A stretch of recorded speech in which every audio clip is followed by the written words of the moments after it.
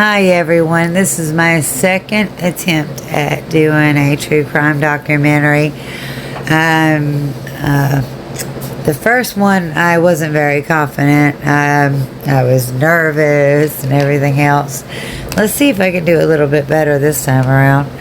I like to do research and find serial killers that are very unknown. And not only unknown, but like do some crazy, freaky shit. So, I ran across this guy. He's German. A lot of the words I gotta say, like hometowns and things like that, are kind of gonna get messed up. And please forgive me. I'm from the South, and hell, half the time I can't even say normal words. But his name is Karl Danke. He is the meat pickling cannibal. Trust me, it sounds hilarious until it's not. He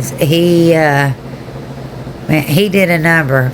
He did between 31 to 42 crimes in his crime spree, and he was never punished. I mean, well, he was brought to justice, but he gave himself his justice. But you'll learn more about that later on. So, anyways, I hope you like, follow, comment, and let me know what you think about what I'm doing. And let's just get this going. In the earlier 20th century, Danke was a seemingly ordinary butcher in a quiet town of Münsterberg, Germany. But behind the closed doors of his shop lurked unspeakable horrors. As we peel back the layers of his life, we'll discover how a combination of desperation, madness, and opportunity led him to commit unspeakable acts of violence that would leave a permanent mark on that town, on the town's history. Sorry. Trigger warnings: murder, graphic murder, cannibalism, mentions of suspected animal abuse, and suicide. So, there. Buckle up, baby. It's about to be a bumpy ride. Alright, so on December 21st, 1924, Danke lured a homeless drifter named Vincent Olivier into his home with the promise of 20 pfennig, which I guess is $20 maybe to us. I don't know. Anyway, if he wrote a letter for him, Olivia had been directed to Danke by a townswoman. As Danke was known for his terrible nature, according to Olivier, he had sat down at a desk after being handed a pen and paper, but turned to his host after being perplexed when Danke dictated him to say, "Adolf du Vater wants," which means Adolf, you fat slob. Just in the time to see him in the process of raising a pickaxe to strike Olivia's head, the victim managed to duck, receiving a deep gash, 8 centimeters length and 2 centimeters wide, to the temple before he was able to wrestle the weapon from Danke, in the ensuing struggle. Olivia escaped through the front door, screaming that a madman was trying to kill him, attracting the attention of neighbors, who then alerted the authorities. Initially, Olivier's testimony was disregarded due to Danke's reputation amongst the townfolks, leading to the arrest of vagrancy and panhandling. The judge, however, insisted further investigation of Olivier's claims. Now, whereupon Danke was taken in for questioning. He was placed in a holding cell, and during that time, he hung himself just hours later with an unspecified ligature, the exact nature of which varies from account to account, but most commonly known was a handkerchief and or a shoelace. Before interrogation could take place. In light of this, Danke's home searched. I gotta close this. I can't see everything. Was searched. Now for his childhood. We already established that he was born on February 11th in 1860 in Oberkunzendorf, northeast of Münsterberg, in the Kingdom of Prussia, anyway, now Poland, to a family of German farmers. Little is known of his childhood, but it's known that he was often described as quiet, soft-spoken, and he was very difficult to raise, being noted as one of the worst students in his elementary school. Like, to the point where he ran away from 12th grade. He ran away from 12th grade. He ran away from home. But I guess they eventually found him because later on he graduated elementary school. But anyway, as time progressed, he became the apprentice of a gardener and made a life for himself. Looked like things were looking up. At the age of 25, Danke's father died, and his older brother inherited the childhood home, while Danke received only a little portion of money, which he used to buy a piece of land. Danke tried farming, but it failed, and Danke sold it as a result. But so Danke just purchased a house to rent out on what is now Stowoa Street. But inflammation forced him to sell it. Danke still refused to move out and lived in a small apartment to the right of the house's ground floor. He acquired a vending license and ran a nearby shop where he sold goods made from leather and boneless meat.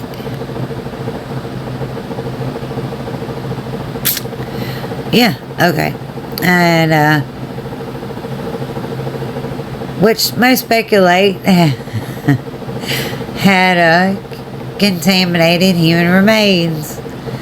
Danke volunteered as a cross-bearer and organist at the local Lutheran church, and was well liked by his community, often affectionately referred to as Papa by the community. Danke quit his membership in the church in 1906.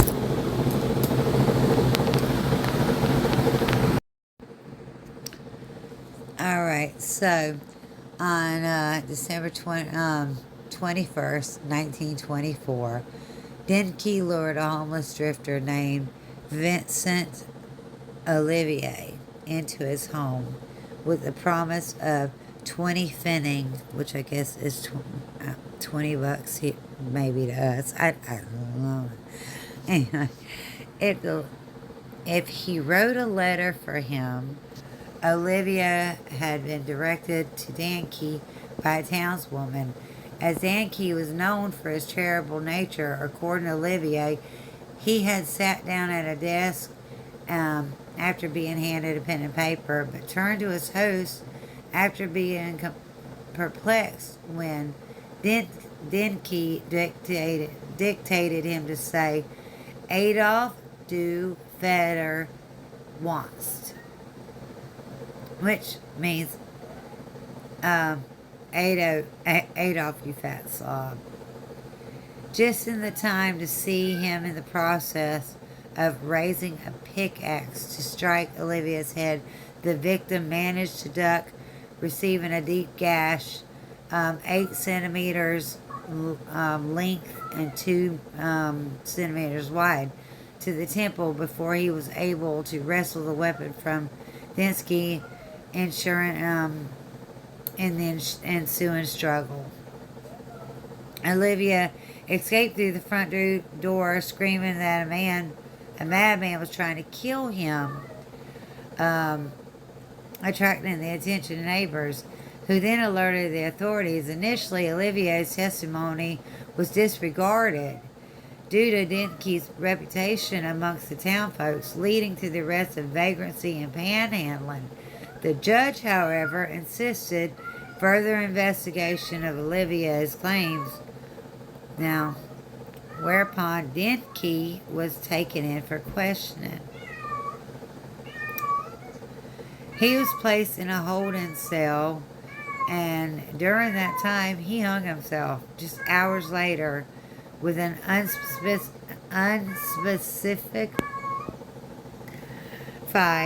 ligature, the exact nature of which varies from account to account, but most commonly known was a handkerchief and or a shoelace, before interrogation could take place. In light of this, Denke's home searched. I gotta close this. I can't see everything. Was searched. So a detailed report was published. There were 16 femurs with 1 pair of remarkable strong ones, 2 pairs of very thin ones, 6 pairs and 2 left femurs, 15 medium sized pieces of long bones, 4 pairs of elbow bones, 7 heads of radii, 7 heads of radii, 9 lower parts of radii, 8 lower parts of the elbow, a pair of upper shin bone, a pair of lower elbows and radii, of which the extremities were still well connected, a pair of upper arms and a pair of upper arm heads, a pair of collarbones, 2 shoulder blades, 8 heels and ankle bones, 120 toes and a phalanx, 25 feet of metacarpal bones, first 5 ribs, and 150 pieces of ribs.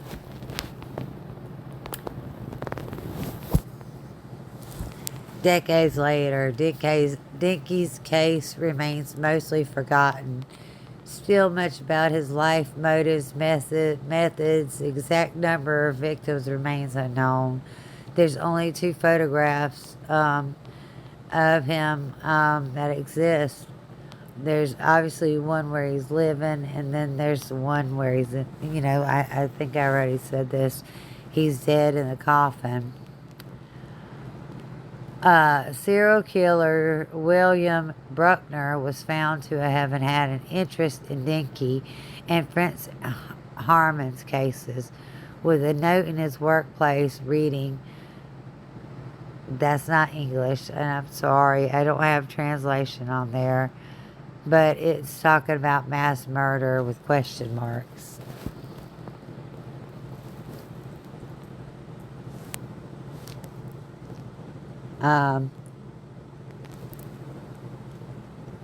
Fritz Lane had said that he was an inspiration for one of his books. He's been basically let me get out of here. Okay. Fritz Lane said in an interview that Denke was among several inspirations for his 1931 thriller movie M.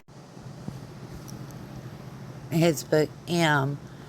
The film Motel Hell has a resemblance to Danke's case, featuring a farmer who entraps and kills tourists to harvest their flesh from smoke, for their smoked meat. Um, Lydia Banachke published a psychological profile on Denke in 2012-13. Case file covered Denke's case on 212th episode titled The Forgotten Cannibal on May 21st, 2022. German progressive rock band RPWL mentioned him on their track Another Life Beyond Control from their 2023 album Crime Scene. The German neo-Deutsche Harte band Held Machine published a song called Karl Dempke, released a single. So, let's put it this way. Everyone always told you, our parents always told you, looks are deceiving.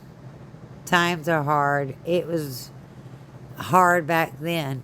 And nowadays, you have just people walking right up to your door. So, y'all just be careful out there. Just everything's getting crazier, and it's bad because that's pretty damn crazy. But there's a lot. If that happens, there's still people out there who can do that to you. Y'all be safe. And it's about Christmas. It's the holidays. Enjoy it. And if you will, like, comment, and subscribe. And please, if there's anything that you like to hear, I mean, it doesn't have to be a non-well-known case, you know. I'd like to explore. I am a true fan buff, true crime buff. And I might not be the best at it, but I sure as hell like reading and learning and telling stories. So please come back and visit me, and I appreciate it. Have a wonderful life. Thank you. Life around here. Throughout the video, you'll see me making mistakes, looking around, forgetting what I'm going to say, and my cat crying. So I got 4 kids and a husband, but I really, really hope you guys enjoyed my video. Thank you.